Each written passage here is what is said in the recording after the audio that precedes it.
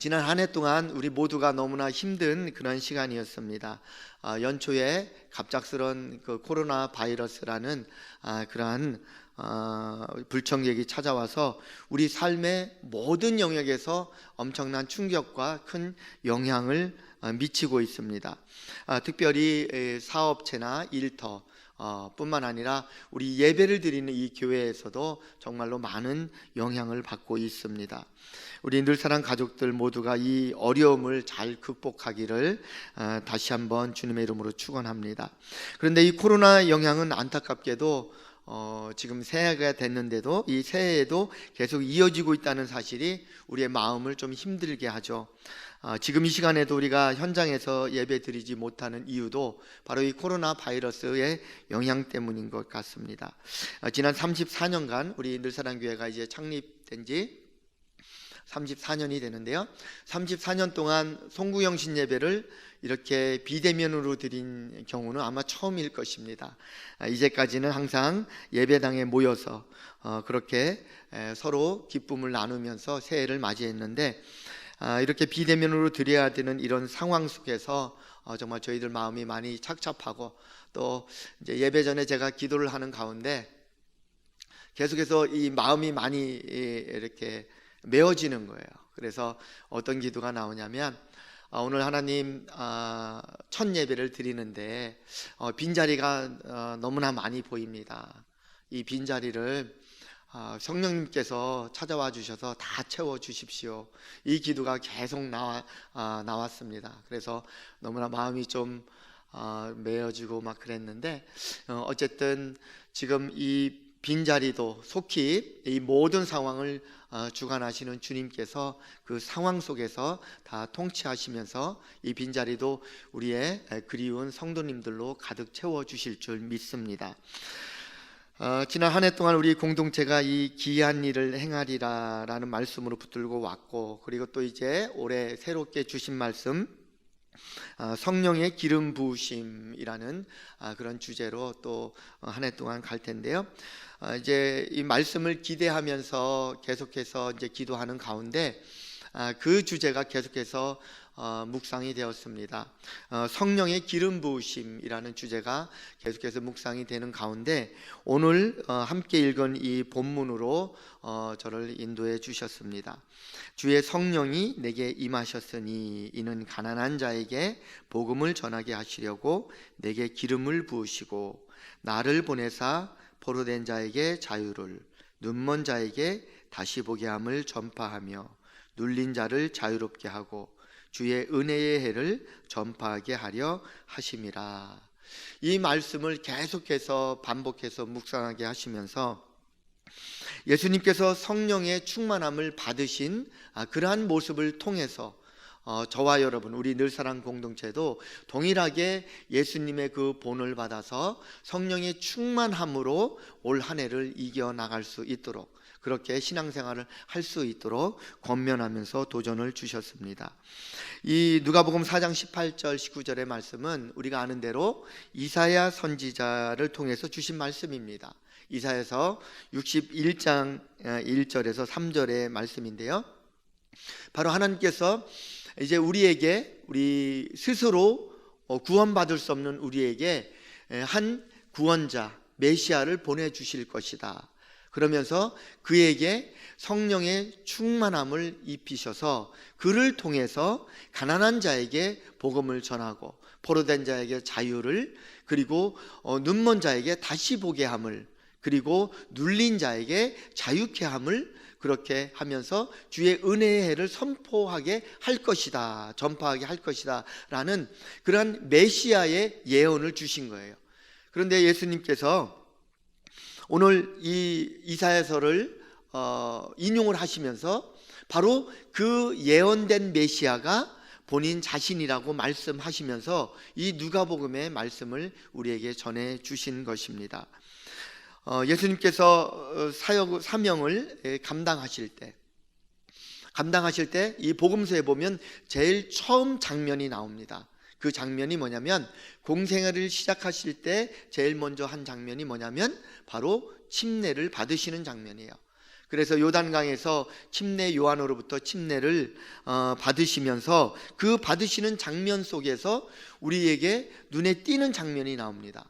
바로 성령이 비둘기처럼 내려오는 장면이 나와요. 그 장면은요, 그냥 예수님은 사실은 하나님 본인이시기 때문에 침례를 받지 않으셔도 되시는 분이에요.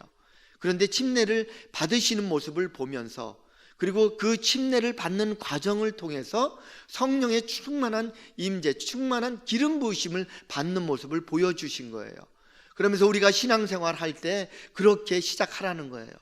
우리가 예수 그리스도를 우리의 구세주로, 그리고 인생의 주인으로 영접하면서 침례를 받으면, 그렇게 너는 내 사랑하는 아들이라 기뻐하는 자라 하면서 하늘에서 큰 잔치가 열리면서 그 성령이 비둘기처럼 그 고백하는 자에게 내려온다는 것입니다. 바로 그러한 성령의 임재하는 모습을 보이면서, 그 성령의 기름 부으심을 그렇게 우리에게 보여주시면서, 우리도 그렇게 신앙생활의 시작을, 우리도 그렇게 주님 앞에 고백하면서 하나님 백성으로서, 하나님 자녀로서의 그런 삶을 시작할 때 그런 성령의 충만함을 받고 시작하라는 것을 우리에게 본으로 보여주신 것입니다. 이런 상황들을 보면서 결국 우리에게도 결국은 성령의 충만함, 성령의 기름 부으심으로 우리가 신앙생활을 해야 되는 것을 말씀하고 있는 것입니다. 그러면서 이제 예수님께서 침례를 받으시면서 성령의 충만함을 받아요. 그런데 곧바로 성령께서, 좀 앞뒤가 안 맞는 것 같처럼 보이지만은 성령께서 그 예수님을 광야로 강제로 몰아내십니다. 몰아내시면서 바로 광야에서 큰 유혹과 시험을 받게 하세요. 그 아무것도 없는 광야에서, 아무것도 의지할 수 없는 광야에서, 춥고 배고픈 그 광야로 내모시는 거예요. 그런데 예수님께서 그 광야에서 40일 동안 그렇게 지내시면서 어떻게 합니까? 포기하셨습니까? 그렇지 않아요. 바로 그 성령의 충만하심으로, 그 모든 유혹과 시험과 핍박을 극복하셨다는 거예요. 그러면서 나중에 천사들이 수종하는 모습을 볼 수가 있어요. 그런데 그 모든 과정이 어찌 보면 우리의 인생의 신앙생활의 모습이라는 거예요. 우리가 침례식을 통해서 예수님을 우리의 구주로 고백을 하죠. 그리고 성령을 받고 그렇게 하나님의 자녀로 그렇게 신앙생활을 시작을 합니다. 그런데 신앙생활을 시작하는데 어때요? 그냥 그때부터 모든 것이 형통하고 평안하고 아무런 문제가 없던가요? 그렇지 않아요. 신앙생활을 시작을 해도, 내가 예수님을 구주로 영접을 해도 여전히 문제는 계속 나오는 거예요. 나한테 다가와요. 바로 예수님께서 광야에서의 모습이 바로 그런 모습이에요. 성령의 충만함을 받았을지라도 여전히 문제와 시험과 환난은 우리에게 온다는 것입니다. 그런데 예수님이 무엇을 보여주셨어요? 바로 성령의 충만하심으로 그 모든 시험과 고난과 역경들을 극복하고 돌파하는 것을 보여주신 거예요. 우리도 그렇게 하라는 거예요. 우리도 바로 그런 모습으로 나아가라는 것입니다. 그래서 이 성령은 어찌 보면 우리의 신앙생활의 그런 동력이에요. 동력원이에요. 여러분, 시계나 어떤 자동차, 고급 시계, 롤렉스나 그런 고급 시계 같은 것도 그 안에 동력원이 없으면 그냥 째깍째깍도 못해요. 그냥 죽은 시계예요. 소위 말하는 하루에 2번만 맞는 시계예요. 그냥 안 가니까.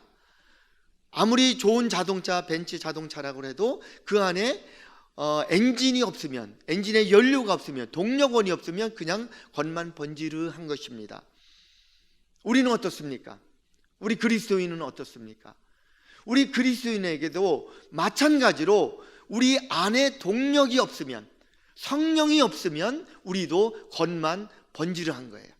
우리가 말하면 그냥 소리만 큰 꽹과리 같은 거예요.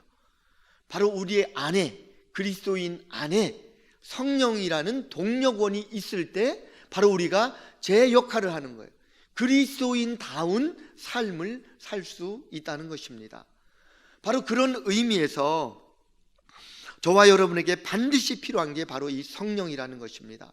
그런데요, 어떻습니까? 자동차에 기름을 한번 넣으면 평생 달려갑니까? 그렇지 않죠. 기름이 떨어져요. 그럼 어떻게 해요? 또 채워 넣어야 됩니다. 저와 여러분 성령 체험 많이 하셨죠. 그런데 성령을 체험했지만, 성령 충만을 체험했다고 해서 그것이 영원히 죽을 때까지 갑니까? 그렇지 않아요. 성령 충만도 계속해서 채워줘야 되는 것입니다. 그래서 저는 이 성령 충만의 이 주제를 가지고 묵상하는 가운데 우리 늘사랑 공동체가 올 한 해 이 성령 충만을 사모하면서 나갔으면 좋겠습니다. 그러면서 성령 충만을 사모하면서 시시때때로 내가 성령의 충만한, 성령의 기름 부음을 받으면서 많은 내 앞에 오는 그런 문제들, 고난들, 시험들을 돌파하고 극복해 나가기를 원하는 것입니다. 바로 성령 충만의 그런 기름 부으심을 받고 그런 모든 그런 고난과 문제들을 돌파해 나가는 우리 늘사랑의 지체들이 되시기를 주님의 이름으로 축원합니다. 그래서 오늘 제가 여러분과 함께 나누고 싶은 것은, 그렇다면 어떻게 우리가 성령 충만함을 받을 수 있을까? 그 부분에 대해서 예수님께서 성령의 기름 부음을 받으시는 그러한 모습을 우리가 보면서 몇 가지 살펴보기를 원합니다. 첫 번째로 어떻게 성령의 기름 부음을 받을 수 있을까? 첫 번째로 우리의 심령이 거룩함을 회복할 때 성령의 기름 부음을 받을 수 있는 것입니다. 성령의 기름을 내게도 부으소서라는 표어로 우리가 올 한 해 나아가는데요, 내게도라는 말을 붙인 이유가 있습니다. 그냥 성령의 기름을 부으소서 그러면 그냥 옆 사람에게 부어주고 이 사람 저 사람에게 부어주고, 그런데 실질적으로 성령의 기름이 누구한테 필요한 겁니까? 바로 나에게 필요한 거예요. 여러분, 모든 지체들에게 한 사람 한 사람이 예수 그리스도를 인격적으로 만날 때 바로 성령의 기름 부음이 있는 겁니다. 바로 나에게도 성령의 기름을 부어 주시옵소서, 이 사모함으로 나아가는 거예요. 그냥 포괄적으로 성령의 기름을 부어 주소서 뭐 어딘가에 쏟아지겠죠, 이게 아니라 반드시 저에게도, 나에게도, 내게도 성령의 기름을 부어 주소서라는 그런 고백으로, 그런 사모함으로 나아가는 것입니다. 그런데 이 성령의 기름 부음은 성경에서 가장 기본적인 그러한 성령의 기름 부음을 받는 자세가 있다는 거예요. 그것이 바로 거룩함이라는 것입니다. 거룩함. 이 거룩함은 무엇일까요? 바로 거룩함은 구별됐다는 걸 뜻하는 거예요. 죄와 세상으로부터 구별된 사람을 이야기합니다. 그래서 어찌 보면 우리 죄인들은요, 거룩하다는 그런 형용사를 쓸 수가 없어요. 왜냐하면 우리는 아무리 해도 거룩하지가 않아요. 우리 안에 있는 죄성이기 때문에. 그런데요, 하나님은 거룩하셔요. 하나님은 완벽하신 분이기 때문에, 온전히 완벽하게 정결하신 분이기 때문에 거룩하시다라는 거예요. 그런데 거룩하신 하나님은 거룩하지 않은 존재와 도저히 영적 교제를 할 수가 없는 겁니다. 그럼 어떻게 합니까? 여전히 우리를 사랑하시는데 우리는 이미 타락해 버렸어요. 그런데 하나님은 우리와 함께 다시 교제하기를 원하세요. 다시 화해하고 원수되었던 것을 풀고 화해하기를 원하세요. 그런데 우리는 이미 죄로 인해서 이만큼 떨어져 있어요. 하나님은 이 위에 거룩함을 유지하고 계신데, 그럼 어떻게 해야 되겠어요? 하나님이 내려오셔야 되겠어요? 그렇진 않죠. 하나님은 그 거룩함을 유지하는 그곳에 계시고 우리가 올라가야 되는 거예요. 그런데 우리 스스로 올라갈 수 없으니까 누구의 힘을 빌어야 돼요? 그것이 바로 예수 그리스도예요. 그래서 예수 그리스도를 우리가 나의 인생의 구세주요, 나의 주인으로 그렇게 영접하고 하나님의 아들임을 인정을 할 때, 그렇게 고백할 때 우리가 다시 우리를 의롭다고 칭해 주는 거예요. 사실은 의롭지 않아요. 그런데 의롭다고 칭해 주는 거예요. 그 의로움이 거룩함으로 볼 수가 있는 거예요. 그래서 다시 하나님과 교제가 시작이 되는 것입니다. 하나님의 자녀가 되고 하나님의 백성이 되고, 또 그렇게 함으로 말미암아 하나님과 함께 영적인 교제가 가능한 겁니다. 그때 성령의 그 기름 부음을 우리가 받을 수 있는 것입니다. 그래서 어찌 보면 성령은 그런 것 같아요.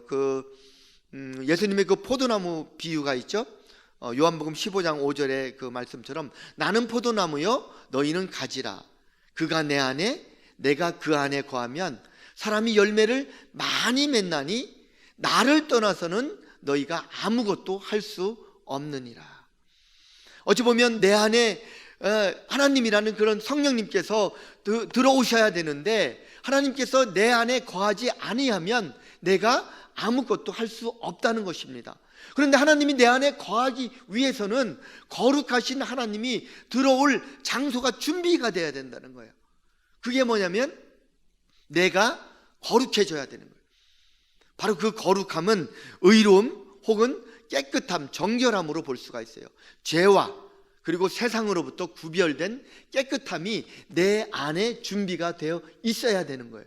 그래야 거룩하신 하나님이 내 안에 들어와서 거하고, 그러므로 말미암아 내가 하나님 앞에, 하나님이 내 안에 거할 때 바로 우리가 그 성령의 기름 부으심을 받았다고 표현을 할 수 있는 것입니다. 다시 한번 예수님께서 침례를 받는 장면을 다시 한번 읽어보겠습니다. 우리 누가복음 3장 21절과 22절 이어서 계속 한번 읽어보겠습니다. 백성이 시작.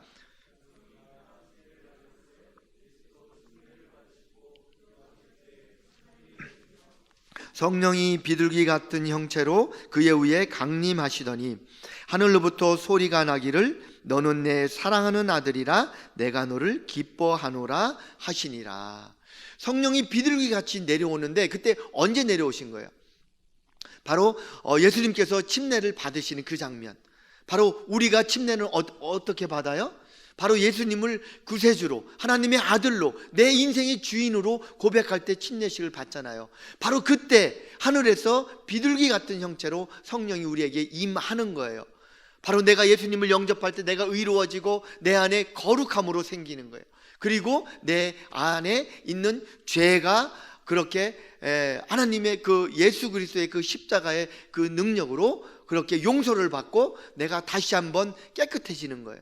그때 바로 성령께서 내 안에 들어와 주시는 것입니다. 그래서 우리가 거룩함을 유지할 때, 깨끗함을 유지할 때 바로 우리 안에 성령의 기름 부음이 되어지는 것입니다. 고린도후서 7장 1절에 이렇게 말씀하십니다. 우리 같이 한번 읽어볼까요? 시작.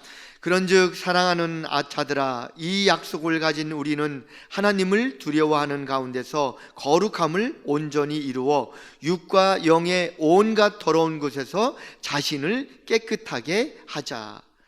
즉 육과 영의 온갖 더러운 곳에서 자신을 깨끗하게 하는 것이, 그것이 바로 거룩해지는 거예요. 그 거룩함을 유지할 때 우리 안에 성령의 기름 부음이 임하시는 겁니다. 갈라디아서 5장 17절에 또 그렇게 말씀하시죠. 같이 한번 읽습니다. 시작. 육체의 소욕은 성령을 거스리고 성령은 육체를 거스리나니 이 둘이 서로 대적함으로 너희가 원하는 것을 하지 못하게 하려 함이니라. 바로 육체의 소욕이라는 게 뭐죠? 우리 안에 있는 탐심이에요. 우리 안에 있는 정욕, 우리 안에 있는 이생의 자랑들, 바로 이런 것들이 육체의 소욕이에요. 이 육체의 소욕은 이 거룩한 곳에만 오시는 이 성령과 바로 그 상극이라는 거예요. 서로 대적하고 있다는 거예요. 그래서 이 우리 안에 육체의 소욕이 가득할 때는 성령께서 올 수가 없는 거예요. 그러니까 우리가 성령의 기름 부으심을 사모한다면, 성령의 충만함을 사모한다면 바로 우리 안을 깨끗하게 정결하게 만들어 놨고 준비를 해야 돼요. 그렇기 위해서는 우리 안에 있는 죄를 하나님 앞에 회개하고 그 죄를 용서받고 우리 안을 깨끗하게 그렇게 치워 놓아야 되는 것입니다. 바로 그때 성령의 기름 부으심이 저와 여러분 이 심령 속에 부어지는 것입니다. 그래서 고린도전서 19장 20절에 고린도전서 6장 19절 20절에 그렇게 말씀하십니다. 너희 몸은 너희가 하나님으로부터 받은 바 너희 가운데 계신 성령의 전인 줄을 알지 못하느냐. 너희는 너희 자신의 것이 아니라 값으로 산 것이 되었으니 그런즉 너희 몸으로 하나님께 영광을 돌리라. 바로 우리 몸이 성령의 전이라는 거예요. 그만큼 주님께서 우리를 그렇게 거룩하게 보시는 거예요. 그런데 우리 안에 있는 육신의 그런 소욕들, 그런 것들이 가득 차 있다면 성령의 전이 될 수가 없는 거예요. 그냥 죄송한 표현으로 쓰레기장 같은 것밖에 될 수 없는 거예요. 그런데 우리가 우리 안에 있는 모든 욕심과 정욕과 이런 모든 것을, 그 죄악들을 주님 앞에 주님의 이름으로 회개하고 용서를 받을 때 우리가 깨끗하게 준비되고 정결하게 준비되고 거룩한 모습으로 준비되어서 바로 성령이 우리 안에 들어올 수 있다는 거예요. 그때 바로 성령의 전이 우리의 심령 속에 마련이 돼 있다는 것입니다. 이처럼 저와 여러분이 매번 쌓이는 죄를 회개함으로써 정결하게 심령을 준비하셔서 성령님께서 기쁘게 머무시는 성령의 전으로 준비하셔서 성령의 기름 부으심을 충만히 받기를 주님의 이름으로 축원합니다. 두 번째로, 성령의 기름 부으심이 언제 우리가 얻을 수 있을까요? 두 번째로, 하나님의 동행하심을 사모하며 간구할 때 성령의 기름 부으심을 받을 수 있는 거예요. 하나님의 그 동행하심을 간절히 구해야 되는 거예요. 어찌 보면 신학적인 그러한 논쟁이 있을 수 있지만, 성령은 기본적으로는 주권적으로 주시는 거예요. 내가 달라고 해서 주는 게 아니고 성령께서 임하시는 거예요. 하나님께서 주권적으로 주시는 거예요. 그런데요, 더 많은 경우, 특별한 경우를 제외하고 더 많은 경우는 우리가 주님 앞에 간구할 때 주신다는 거예요. 우리가 주님 앞에 성령을 간구할 때, 그때 하나님께서 주신다는 거예요. 그래서 성령이 우리에게 임하게 해달라, 이 표현은 뭐냐면, 하나님께서 우리와 동행하심을 간구할 때, 하나님께서 우리와 동행하실 때 성령께서 우리 안에 충만히 임하시는 것입니다. 그래서 하나님의 동행하심을 사모하며 간구할 때 성령의 기름 부음을 받을 수 있는 것입니다. 성령의 충만한 기름 부음을 이야기할 때, 이 베드로가 고넬료의 집에서 이 예수님의 그 사역에 대해서 그렇게 설명하는 장면이 나옵니다. 그것이 사도행전 10장 38절인데요. 우리 같이 한번 읽어볼까요? 시작. 하나님이 나사렛 예수에게 성령과 능력을 기름 붓듯 하셨음에 그가 두루 다니며 선한 일을 행하시고 마귀에게 눌린 모든 사람을 고치셨으니 이는 하나님이 함께 하셨습니다. 이는, 이 모든 하나님이 그 예수님에게 성령과 능력이 기름 붓듯 부어지고, 또 그가 두루 다니면서 선한 일을 하시고 마귀를 물리치고 눌린 사람들을 고치시는 이 모든 것이 어디에서 기인하냐면은 하나님께서 그와 함께 하셨기 때문에 그래요. 그래서 우리가 성령의 그 기름 부으심, 성령께서 나와 함께 하신다, 그것을 다른 말로 하면 하나님께서 나와 동행하심으로 표현을 할 수가 있는 거예요. 그래서 여러분, 성령의 기름 부으심을 원하십니까? 성령을 사모하십니까? 그러면 하나님의 그 동행하심을 간절히 구해야 되는 거예요. 성령은 하나님께서 주권적으로 주시는 것이지만 더 많은 경우 우리가 간구할 때 주신다는 것을 꼭 기억을 해야 합니다. 우리가 어떤 일을 할 때 어떻습니까? 혼자 할 수 있어요. 1번 기도하고 한다, 2번 기도 안 하고 한다. 기도 안 하고 얼마든지 할 수 있어요. 우리도 가끔 깜박깜박하죠. 기도 안 하고 하다 보면 안 되네, 아이고 기도 안 했다, 기도 먼저 해야 되는데, 이런 경우도 가끔 있잖아요. 근데 기도 안 하고 하면 어떻습니까? 그냥 우리 기도학교에 표도 있죠. When we work, we work. 우리가 일하면 그냥 우리만 일하는 거예요. When we work, 우리만 일하면 we work. 그냥 우리만 일하는 거예요. 나만 일하는 거예요. 그런데 when we pray, 우리가 기도하면 God works. 하나님이 일하신다는 거예요. 여러분 혼자 일하는 거하고 하나님이 일하는 거하고 얼마나 차이가 날 것 같아요? 1번 조금 차이 난다, 2번 무지무지하게 차이 난다. 엄청난 차이예요. 왜냐하면 능력이 달라요. 우리하고 하나님과의 능력이 달라요. 우리가 그냥 혼자 일하면 조금 열매를 가질 수 있겠죠. 그런데 하나님께서 우리와 함께 일하시면 우리가 하는 것 상상 이상으로 비교할 수 없을 정도의 큰 열매를 맺게 해 주신다는 거예요.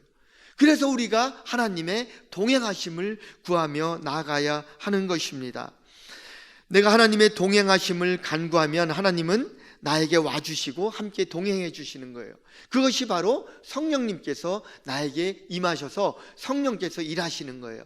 제가 아까 시계의 비유, 또 뭐 자동차의 비유를 한 것도 바로 그거예요. 우리 핸드폰도 마찬가지잖아요. 하루라도 충전을 안 하면 금방 배터리가 방전이 돼서 쓸 수가 없어요. 아무리 뭐 최현대적이고 아주 과학적이고 아주 최첨단이라도, 그러한 핸드폰이라도, 그러한 기기라도 배터리를 충전하지 않으면 아무 소용이 없어요. 마찬가지예요. 우리가 아무리 그리스도인, 저는 하나님의 아들입니다, 그리스도인입니다, 하나님의 백성입니다, 저는 하나님의 일을 하는 사람입니다, 아무리 이렇게 외쳐도 그 안에 그 사람을 움직여주는 동력원, 드라이빙 포스가 없으면 그 사람은 그냥 아무것도 아니에요. 그냥 시끄럽게 떠들어오는 꽹과리 같은 존재인 거예요. 제가 만약에 제 안에 성령의 인도하심이 없이 이렇게 말씀을 하고 있다면 그냥 울리는 꽹과리와 같다고 그렇게 비유해도 과언이 아니라는 것입니다. 그렇기 때문에 우리 안에 성령님을 사모해야 하는 거예요. 성령의 임재를 사모할 때 바로 우리가 그리스도인의 역할을 감당할 수 있다는 것입니다. 그래서 하나님 앞에 간절히 구해야 돼요. 잠언서 8장 17절의 말씀처럼 우리가 잘 알죠? 나를 사랑하는 자들이 나의 사랑을 입으며 나를 간절히 찾는 자가 나를 만날 것이니라. 나를 간절히 찾는 자가 성령을 받을 것이다, 이 말씀하고 같은 거예요.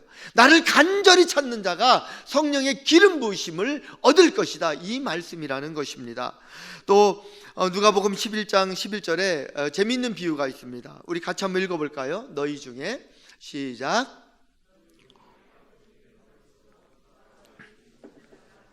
생선 대신에 뱀을 주며 알을 달라 하는데 전갈을 주겠느냐? 너희가 악할지라도 좋은 것을 자식에게 줄 줄 알거든. 하물며 너희 하늘 아버지께서 구하는 자에게 성령을 주시지 않겠느냐 하시니라. 아멘. 구하는 자에게 성령을 주신다고 분명히 약속하고 말씀하고 있습니다. 우리가 인간적인 아버지도 그 말씀이죠. 이걸 해석을 하면 인간적인 아버지도 좀 자식이 아무리 미워도 자식이 아빠 나 생선 먹고 싶어요, 그런데 그래 얘 뱀이나 먹어라, 이러는 아버지는 없다는 거예요. 있을 수도 있겠지만 없을 것 같아요. 또 알을 달라는데 저 계란 먹고 싶어요, 그런데 옛다 전갈이나 먹어라, 이렇게 하는 아버지도 없다는 거예요. 하물며 자식 사랑을 조금 하는 인간들도 그렇게는 안 하는데, 정말 무한하신 그 아버지의 사랑으로 우리를 사랑하시는 그 하늘 아버지께서 하물며 우리가 성령을 주십시오, 그런데 엉뚱한 걸 주시겠냐는 거예요. 우리가 달라는 자에게 주신다는 거예요.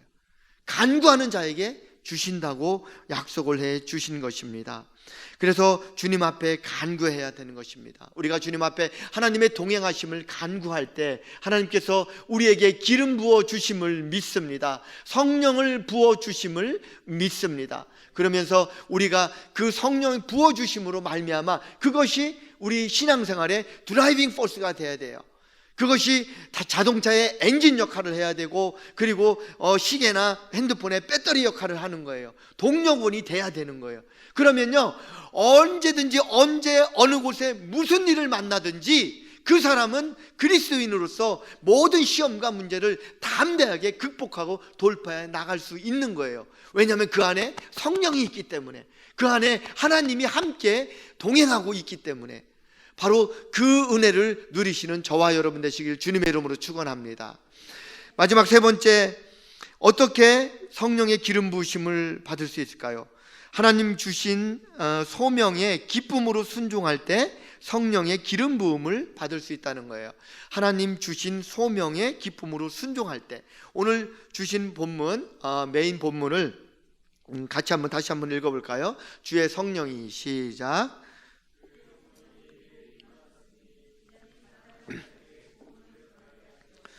내게 기름을 부으시고 나를 보내사 포로된 자에게 자유를, 눈먼 자에게 다시 보게 함을 전파하며 눌린 자를 자유롭게 하고 주의 은혜의 해를 전파하게 하려 하심이라 하였더라. 아멘. 이 말씀 배경이 아까 조금 말씀드렸는데, 이 예수님께서 이제 메시아적 사역을 소개하는 장면이기도 합니다. 예수님이 갈릴리 지역의 나사렛이라는 작은 마을에서 목수의 아들, 목수로 일하는 그 요셉의 가정에서 태어났습니다. 그리고 30여 년을 사시다가 그리고 이제 공생애를 시작을 하시는 거예요. 근데 공생애를 시작하시면서 요단강에 오셔서 아까 말씀드린 대로 제일 먼저 침례를 받으신 거예요. 침례를 받지 않으셔도 되지만 우리에게 보여주시는 거예요. 신앙생활의 시작을 그렇게 보여주시는 거예요. 그 공생의 시작을, 그 침례를 받으시면서 시작을 하시면서 성령을 충만히 기름 부음을 받으세요. 그런데 광야로 내몰려요. 성령이 억지로 내몰았어요. 익스페알, 내몰았어요. 내몰았는데 그 광야에서 바로 혹독한 시험을 받습니다. 그런데 그 광야에서 시험을 받고 그것을 이기고 돌파하는, 해결하는 모든 그 동력원이 바로 성령이었다는 거예요. 그것을 우리에게 보여주고 있는 것입니다. 그러면서 그 앞부분 첫 장면, 주의 성령이 내게 임하셨으니 하면서 이는 가난한 자에게 복음을 전하게 하시려고 내게 기름을 부으시고, 즉 기름을 부으신 부분에 대해서 조금 더 집중하기를 원합니다. 왜 기름을 부으셨을까? 기름을 붓는다는 의미가 뭐죠?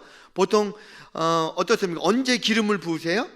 하나님께서 어떤 일을 소명을 맡길 때 기름을 부어요. 대표적인 게 제사장이나 왕이나 또 선지자나 하나님께서 어떤 특별한 목적을 가지고 일을 맡기실 때, 그때 그 소명을 주실 때 하나님은 기름을 부으신다는 표현을 써요. 그런데요, 이 기름을 부으신다, 이 소명을 주신다는 그 말의 뜻에 뭐가 있냐면 바로 성령을 동시에 부어주는 거예요. 그래서 이 4장 18절에 내게 기름을 부으시고, 이 부분이 첫 구절 주의 성령이 내게 임하셨으니 라는 것과 동시에 일어나는 거예요. 그래서 어떻습니까? 왕에게 기름을 부을 때 어떻습니까? 왕을 선택할 때 기름 붓는다는 표현을 쓰죠. 그러면은 기름만 부고 너 지금부터 너를 왕으로 임명하노라 하고 기름을 부어놓고, 만약에 하나님께서 이제 네가 알아서 하거라 하고 그냥 하나님 떠나셨어요. 상관도 안 해. 그럼 그 왕의 역할을 제대로 할 수 있을 것 같아요? 그렇지 않다라는 거예요.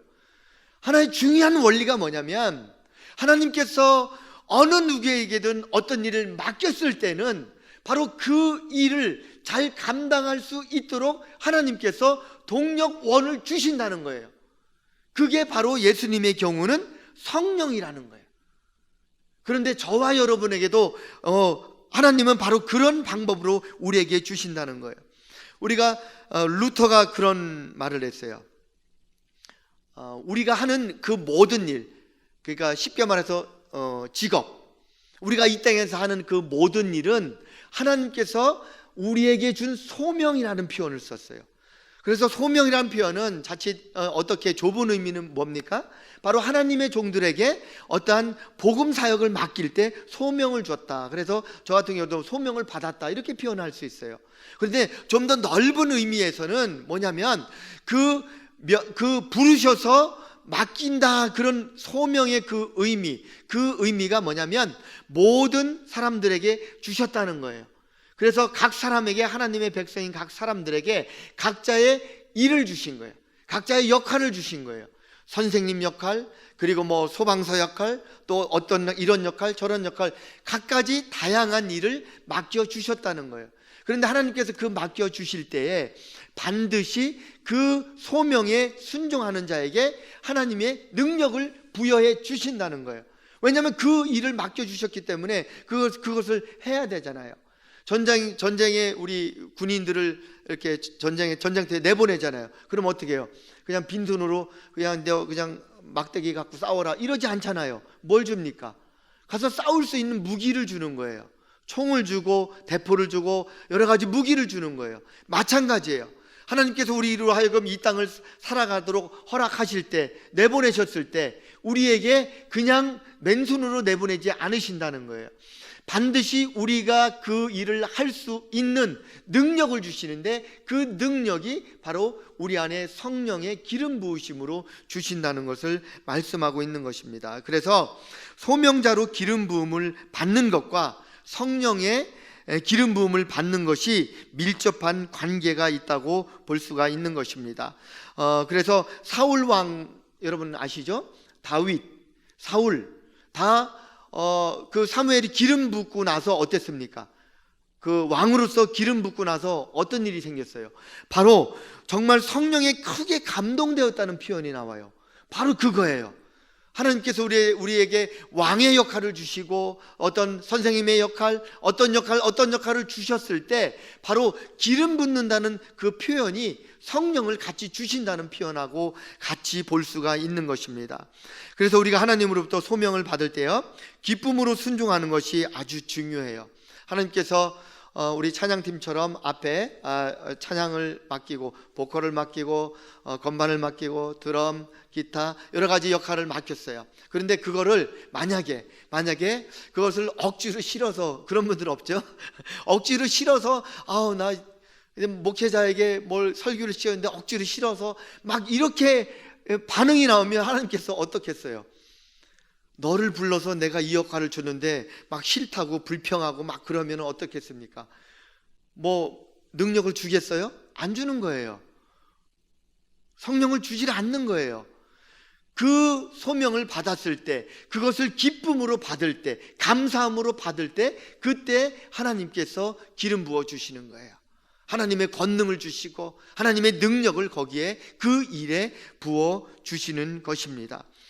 그래서 소명을 받을 때 소명에 내가 순종하는 것이 굉장히 중요해요. 내가 어떤 일을 하든지 간에 그것이 나의 소명이 되는 거예요. 꼭 목회자만 아니에요. 내가 이 땅에서 사는 저는 루터의 루터의 그 가르침이 저는 더 많이 와닿아요. 우리가 이 땅에 사는 동안에 우리에게 맡겨진 그 어떤 일은, 그 직업이 무엇이든지 간에 하나님이 나에게 주신 소명이라고 생각해요. 물론 그 안에 소명이 아닌 것도 있죠. 소명과 소명이 아닌 직업을 어떻게 구분할 수 있을까요? 한 기준을 보면 알아요. 이 일을 통해서 내가 하나님 앞에 영광을 돌릴 수 있는 일이다. 그러면 그것은 소명이에요. 근데 이 일이 가만히 보니까 나의 정욕과 나의 탐욕과 나의 욕심을 위한 목적으로 내가 이 일을 하고 있다. 그러면 그것은 양심에 찔리고 하나님의 소명이 될 수가 없다는 거예요. 그런데 이것이 내가 이 일을 열심히 함으로써 하나님 앞에 영광을 돌릴 수 있는 일이다, 이렇게 생각이 된다면 그것은 하나님이 주신 소명이라는 거예요. 저는 성경에 많은 그 믿음의 거장들 중에서 이렇게 많이 더 존경하는 사람들이 있어요. 바로 요셉과 다니엘이에요. 이런 분들은 왜 더 많이 존경할까요? 바로 전쟁 포로로 끌려간 사람, 그리고 노예로 팔려간 사람들이에요. 그런데 팔려가서의 그들의 반응 때문에 너무너무 이 사람들이 좋은 거예요. 그들의 반응이 어땠어요? 아이고 한마는 이 세상, 내 팔자가 왜 이래, 이랬어요? 안 했어요. 그냥 내가, 물론 처음에 충격은 있었겠죠. 노예로 팔려왔어요, 요셉이. 그런데 그 노예로 팔려왔는데 자기의 그 모든 그런 원인, 그 신세 타령을 하지 않았어요. 그런 모습이 나오지 않았어요. 그냥 지금 포로의 상황에서, 노예의 상황에서 맡겨진 일을 성실히 열심히 하는 거예요. 그러니까 하나님께서 여호와의 영이 그와 함께 하시더라. 바로 이 장면이, 이 표현이 너무나 많이 나오는 거예요. 다니엘도 마찬가지예요. 포로로 끌려갔는데 뭔 좋은 일이 있겠어요? 무슨 일이 있겠어요? 그런데 열심히 일해요. 최선을 다해요. 환관 역할에 최선을 다해요. 그러니까 하나님께서 영으로 임하셔서 그에게 꿈도 해석해주고 그의 길을 탄탄대로로 만들어 가시는 거예요. 아무리 정치로 그렇게 공격을 하고 모함을 해도 하나님이 함께 하시니까 그가 훌륭한 총리로서 그렇게 생을 마치게 된 거예요. 바로 그것이 중요한 거예요. 우리가 어떤 일을 우리에게 다가오더라도 우리가 불평하고 억지로 하는 게, 그래서는 안 되는 거예요. 그러면 하나님께서 주신 일, 그 소명에서 성령의 기름 부음을 받을 수가 없는 거예요. 우리가 보통 흔히 그런 말씀을 하시죠. 어떤 일에 억지로 일하는 사람에게는 불평이 보이지만 그것을 기쁨으로 일하는 사람에게는 방법이 보인다, 이런 말이 있어요. 그렇죠? 내가 기쁨으로, 감사함으로 어떤 일을 하려고 하면 처음에는 방법이 안 보여. 그렇지만 서서히 방법이 눈에 들어오는 거예요. 그런데 어떤 일이 내가 싫어, 하기 싫어, 억지로 해, 그러면은 어떻게 돼요? 맨 눈에 보이는 것이 불평이에요. 이것도 불평, 저것도 불평, 얘도 불평, 쟤도 불평, 다 그냥 모든 게 다 마음에 안 들어요. 온 식구가 다 마음에 안 들어. 동역자들이 다 마음에 안 들어. 내가 그걸 억지로 하면은. 바로 그런 원리예요. 그래서 세 번째, 기름 부음 받는 방법. 나에게 하나님이 주신 그 일, 그걸 소명을 갖고 받는 거예요. 그럴 때 하나님께서 그 소명을 주시면서 그 일을 잘 하라고 우리에게 그 내적인 동력을 주셔요. 성령이라는 동력을 주시는 거예요. 그래서 성령의 기름 부으심이 우리에게 임하는 것입니다. 바라기는 저와 여러분이 주님 주시는 인생의 소명에 기쁨으로 순종함으로써 성령의 충만함에 기름 부음 받으시기를 주님의 이름으로 축원합니다. 우리 엊그저께 우리 성탄 축제 할 때 어느 교역자가 예수님께 뭘 드릴까요 했더니 제 몸을 드리겠습니다. 그래서 깜짝 놀랐어요. 그분 몸이 별로 좋지는 않아서 제가 0.5초 잠깐 시험에 들었어요. 근데 그분의 뜻을 알고 너무 제가 존경했어요. 뭐냐면 로마서 12장 1절의 말씀처럼 형제들아 내가 하나님의 모든 자비하심으로 너희를 권하노니 너희 몸을 하나님이 기뻐하시는 거룩한 산 제물로 드리라. 이는 너희가 드릴 영적 예배니라. 너희 몸을 하나님이 기뻐하시는 제물로 드리래요. 이 너희 몸이 뭐예요? 그냥 빼빼 마른 그 목사님 몸이에요? 어느 분인지는 모르지만 아니에요. 그 사람의 삶을 드린다는 거예요. 그 사람이 지금 그분의 그 목회의 그 삶을 드린다는 거예요. 얼마나 멋있지 않아요? 그 목사님 너무나 멋있죠? 내 몸을 드립니다. 내 삶을 드립니다. 내 삶이 예배입니다. 하나님 주신 소명을 내가 드립니다. 이런 고백인 거예요. 바로 저와 여러분 삶 속에서 나에게 지금 맡겨주신 일, 그걸 불평하고 있기보다는 그 일이, 나에게 맡겨진 일이 마음에 안 들어. 그런데 요셉보다 더 마음에 안 들어요? 다니엘보다 더 마음에 안 들어요? 아무리 나빠도 요셉 그 팔려간 것보다, 다니엘 그 잡혀간 것보다, 그 신세보다는 낫다는 거예요. 하나님 앞에 감사함으로 나아갈 때, 바로 그 소명감으로 나아갈 때 하나님께서 우리에게 성령의 기름을 부어주시면서 그 능력으로 네가 이 일을 했으면 좋겠다라고 하나님 우리를 축복해 주시는 거예요. 그래서 정리하면 하나님께서 우리에게 정말 예수님을 통해서 보여주신 그런 성령의 기름 부으신 방법은 죄와 세상으로부터 거룩함을 회복하는 거예요. 그리고 하나님의 동행하심을 간구하는 거죠. 그리고 맡겨진 소명의 기쁨으로 순종하는 것입니다. 그럴 때 바로 우리의 삶 속에, 저와 여러분의 삶 속에 성령의 기름 부음이 풍성하게 일어나는 것입니다. 그 기름 부음을 가지고 우리가 올 한 해 나아가는 것입니다. 그런데 그냥 우리 김 집사님에게, 이 집사님에게만 성령이 부어지는 게 아니에요. 누구에게요? 바로 내게도, 하나님 내게도 성령을 부어 주시옵소서. 이 간절함으로 올 한 해 우리 이 늘사랑 공동체가 나아갈 때, 우리 늘사랑 공동체에 속한 모든 지체, 모든 각 가정, 각 지체마다 성령의 기름 부으심을 받으실 줄 믿습니다. 사모하면서 나아갈 때, 사모하는 자에게, 간절히 구하는 자에게 그 성령의 기름 부으심이 있는 줄 믿습니다. 새해에 무슨 일이 있어도 우리 늘사랑의 모든 지체들이 모든 가정에서 성령의 충만한 기름 부으심을 받으셔서, 그리고 그 충만한 기름 부으심으로 모든 문제들, 환난들, 그런 곤고들 다 돌파하며 나갈 수 있기를 주님의 이름으로 축원합니다.